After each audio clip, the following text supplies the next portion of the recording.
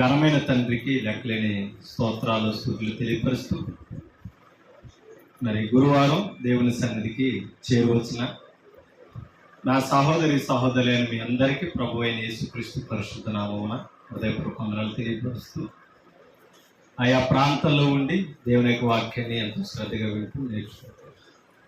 మరి దేవుని వాక్యము ద్వారా బలపరచబడుతున్న ప్రతి ఒక్కరికి తాటిపూరిలో ఉన్న క్రీస్తు నుంచి హృదయపూర్వక తెలియపరుస్తూ ప్రార్థన చేసుకుని దేవుని యొక్క వాక్యంలోనికి మనం వెళ్తాం. ప్రార్థన.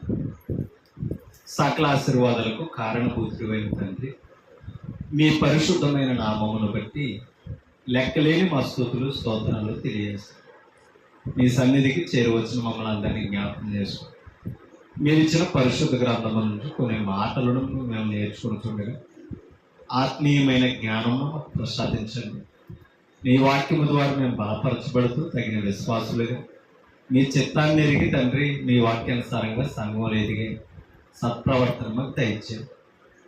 ఈ మైక్ శబ్దం ద్వారా మీ వాక్యాన్ని అంటున్న వారిని, లైవ్లో ఆయా ప్రాంతాల్లో మీ వాక్యాన్ని అంటున్న ప్రతి ఒక్కరిని జ్ఞాపకం చేసుకో. మీ భయభక్తుల్లో నడిపించండి. మీ అందు తగిన విశ్వాసమును నమ్మకమును ప్రతి ఒక్కరికి ప్రసాదించండి.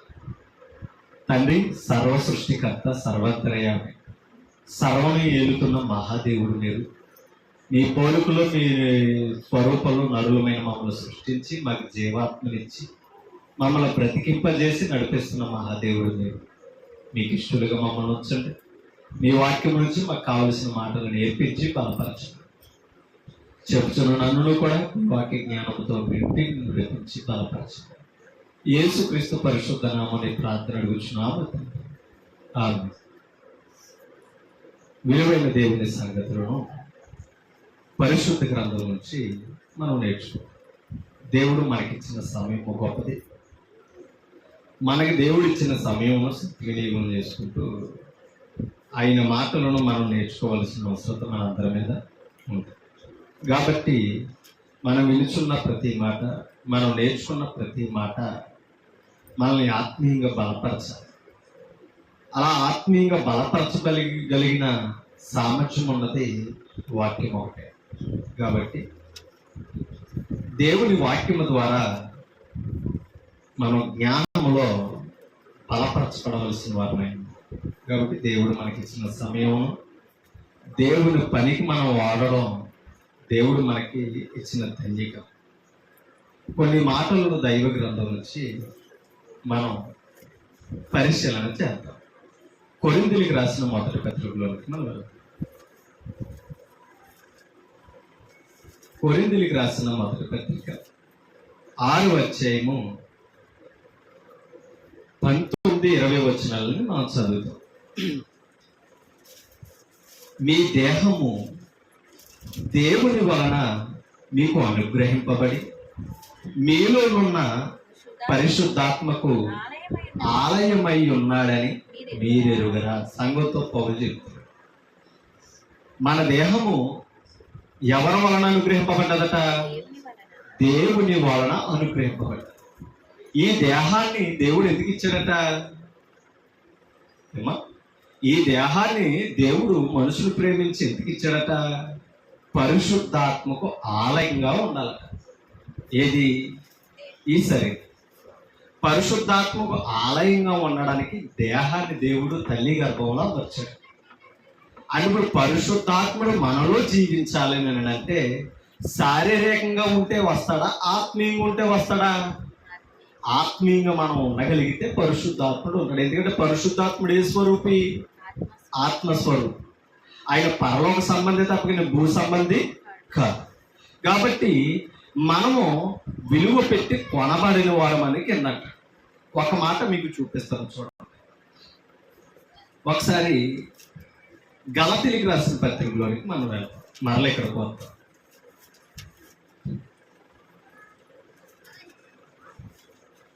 6వ అధ్యాయము గలతీయులకు రాసిన పత్రిక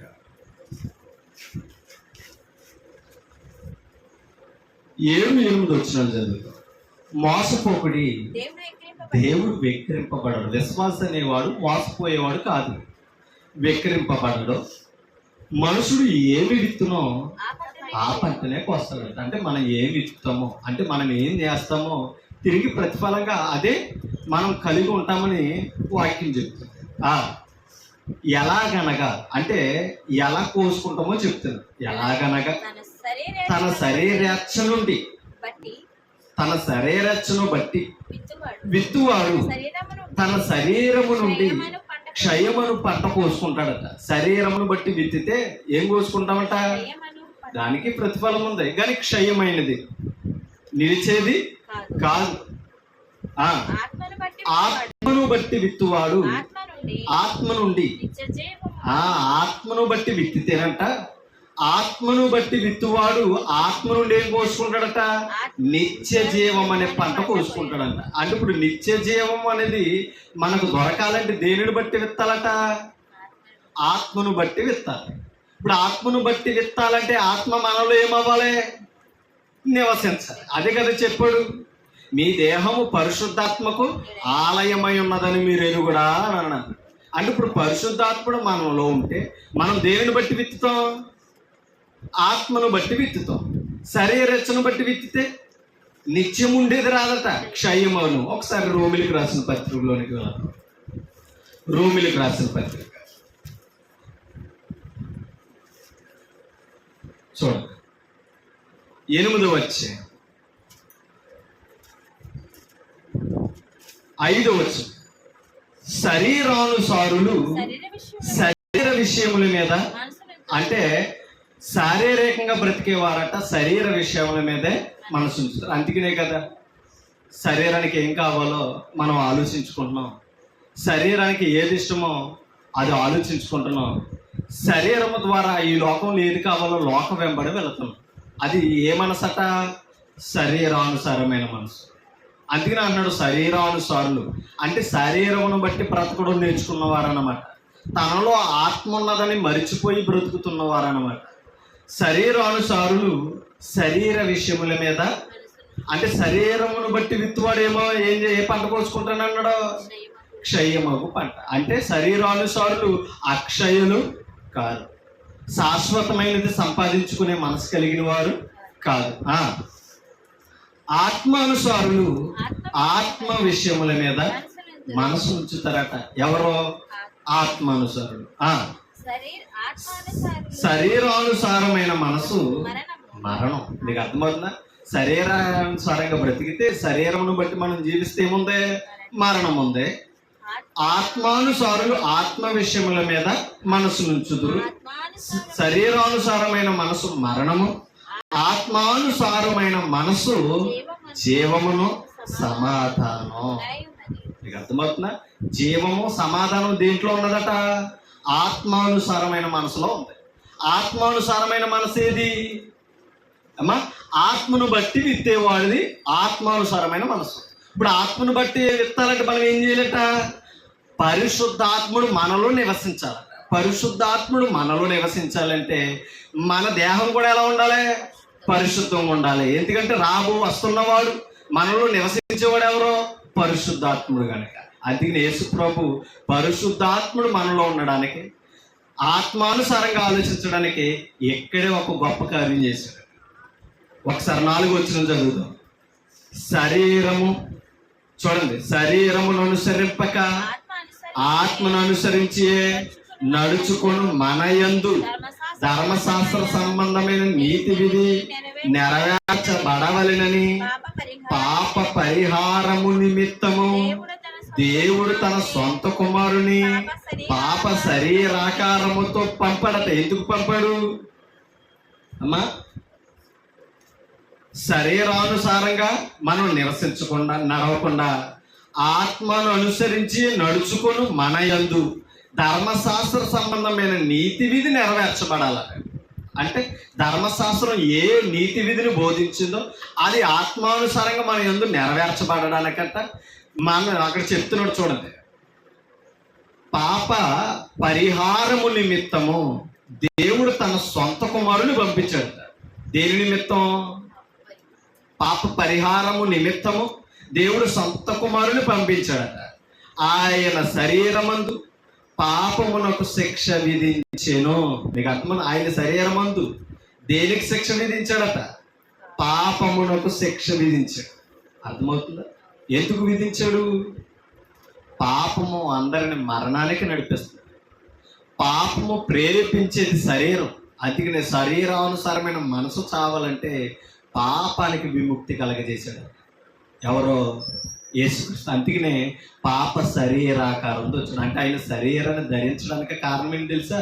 తన శరీరంలో పాపమునకు శిక్ష విధించి పాపం లేకుండా తీసివేయడానికి వచ్చాడు. ఓకేనా? ఇప్పుడు పాపము ఆయన తీసివేశాడు.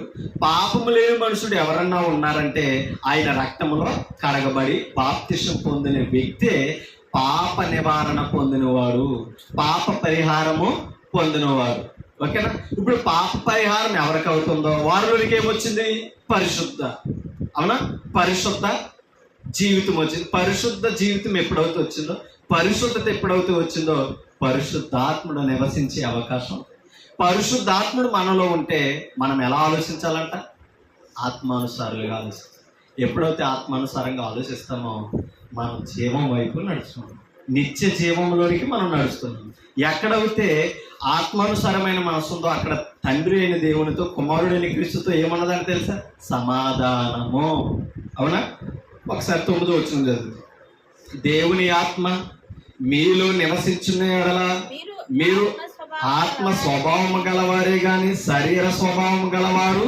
అది దేవుని ఆత్మ మనలో ఉంటేనంట పరిశుద్ధాత్ముడు మనం ఏ స్వభావంలోనికి మార్చబడుతున్నాం? ఆత్మ స్వభావంలోనికి. శరీర స్వభావం గలవారు కారు.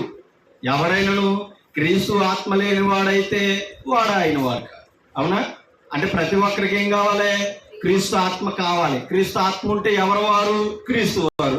క్రీస్తు వారు ఎవరో చెప్పుదాం ఒక మాట. 6వ అధ్యాయం ఇందాక 1 కొరింథీ చదివాం కదా, 20వ వచనం ఇప్పుడు చదువుతాం.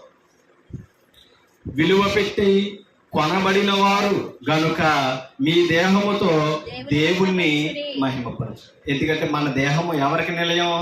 పరిశుద్ధాత్మకు నిలయం గనక. దేహం పాపము నుంచి విముక్తి పొందింది గనక ఇప్పుడు దేహముతో ఎవరిని మహిమపరచాలట? ఎందుకని? ఈ దేహము పరిశుద్ధాత్మకు నిలయం ఉంది.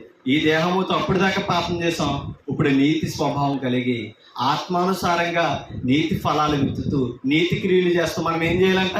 ఆత్మానుసారంగా బ్రతకాలి. ఆత్మానుసారమైన మనసు జీవము, సమాధానం. శరీరానుసారమైన మనసు మరణము అని చెప్పాడు. కాబట్టి క్రీస్తు ఆత్మ కలిగిన వారు ఎవరంటే విలువ పెట్టి కొనబడిన వారు, అంటే రక్తం ఇచ్చి కొనబడిన వారు. క్రీస్తు రక్తంలో కొనబడిన వారే క్రీస్తు సంఘములో ఉన్నవారు. క్రీస్తు సంఘములో ఉన్నవారు వాక్యానుసారంగా జీవిస్తారు. ఎవరు వాక్యానుసారంగా జీవిస్తారో వారు ఆత్మానుసారులని వాక్యం తెలియపరుస్తుంది. కాబట్టి మనం లోక సంబంధంగా జీవించడం కాదు, కానీ పరిశుద్ధులుగా క్రీస్తు సంఘములో వాక్యానుసారంగా జీవిస్తే ఆత్మానుసారులు. ఆత్మానుసారులకి ఏమున్నదంట? నిత్య జీవం. ఆ నిత్య జీవం ప్రభు అయిన యేసుక్రీస్తులో మనం ఎల్లప్పుడూ వాక్యం ద్వారా కాపాడుకుంటూ మన ఆత్మకు ఆ పరిశుద్ధాత్ముడు లంగరై ఉన్నాడో, మన జీవమునకు చంచు కరువై ఉన్నాడు అంటున్నాడు. కాబట్టి అటువంటి పరిశుద్ధాత్మ ద్వారా క్రీస్తు మనకు అనుగ్రహించిన రక్షణను, జీవమును కాపాడుకుంటూ మన జీవము క్రీస్తునందు పరలోకంలో తండ్రి అంతా దాచిపడ్డది. కాబట్టి పర సంబంధమైన వాటి మీదే తప్పగానే భూ సంబంధమైన వాటి మీద మనసు ఎట్టుకోకూడదని నన్ను నేను హెచ్చరించుకుంటూ మిమ్మల్ని హెచ్చరిస్తూ ఓపికని మీ అందరికీ హృదయపూర్వక వందనాలు తెలియజేస్తాను. Thank you.